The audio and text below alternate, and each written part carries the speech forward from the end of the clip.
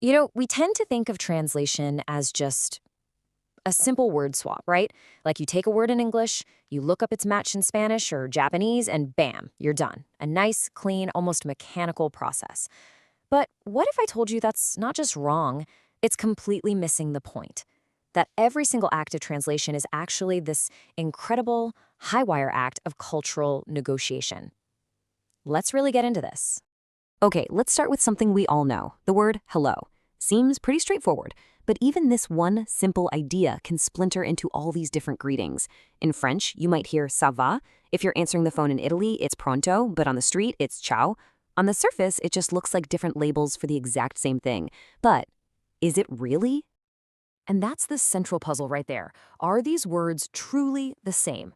I mean, think about it. If you walked up to someone on a street in Rome and said pronto, you'd get a really confused look. So why is that? It's because the real heavy lifting of translation happens way, way below the surface of just the words themselves. Which brings us to our first huge idea. Translation isn't just about language. It's about culture. It's about getting your head around the fact that different languages don't just have different words for the same reality. A lot of the time, they're actually describing completely different realities. The linguist Edward Sapir just nailed it with this quote. He said, "The worlds in which different societies live are distinct worlds, not merely the same world with different labels attached." Now, just let that sink in for a second. That's a huge idea. It means a language isn't just a toolbox you use to talk about the world. It's the very framework that shapes how you see that world to begin with. So here's what it all boils down to. You just can't rip a word out of its context. It's like trying to understand how a heart works without even thinking about the body it's inside of. Language is that heart, and culture is the body. They're totally connected, and if you try to separate them, you're gonna miss the entire point. Okay, so that's the theory. But what does this actually look like in the real world? Well, this deep connection between language and culture creates some massive headaches for translators, even with words we think are totally universal. Let's take a look at one of the simplest words you can possibly imagine. The word yes, I mean, how hard can that be, right? Well, it turns out it's packed with all these hidden cultural landmines. In French, you can't always use oui. If someone says something negative and you want to contradict them and say yes, you have to use si. In German or Italian, saying ja is totally normal. But if you did that in English, it would sound kind of weird. And a single direct English yes can actually come across as rude or blunt in other languages. So with all this going on, how does a translator even manage? Well, they use a kind of mental map. The linguist Eugene Nida broke it down into this three-stage process. First is analysis. You have to break down the original text, not just the words, but the deep meaning, the context, the intent. Then comes the transfer. This is where you mentally carry that core concept, not the words, the meaning, across that language barrier. And finally, you get to restructuring. This is where you rebuild that message from the ground up, using the rules and cultural norms of the new language. And this is a great way to visualize that whole process. You see how you start with the source language, you analyze it down to its very core, you transfer that essential meaning, and only then do you start to rebuild it. It's a journey, you see? A journey through meaning, not just a shortcut from word to word. Okay, let's go back to our hello problem and run it through this map. So the translator analyzes hello. The core meaning? Something like a friendly greeting on arrival. Okay, now they transfer that concept. When they go to restructure it in Italian, they hit a fork in the road. They have to make a cultural choice. Is this a face-to-face greeting? Okay, that's ciao. Or is it on the phone? Well, that's pronto. The same English word, hello, demands two totally different translations because the cultural context is different. All right, so greetings are tricky, we get it. But things get way, way deeper when we stop talking about simple actions and start talking about physical objects or even ideas that are completely tangled up in the very fabric of a culture. Let's talk about butter. Yeah, butter. In English, we say butter. In Italian, it's burro. Sounds like a perfect one-to-one swap, right? Well, not so fast. They are two totally different worlds. British butter is usually salted, bright yellow, and you eat it as a spread. It's kind of high status. Italian burro, on the other hand, is unsalted, pale, and it's mainly just an ingredient for cooking. The word is easy to translate, but translating what that word means in the culture, its job, its value, that's the real puzzle. And then you run into these expressions that, well, they aren't even really about the words in them at all.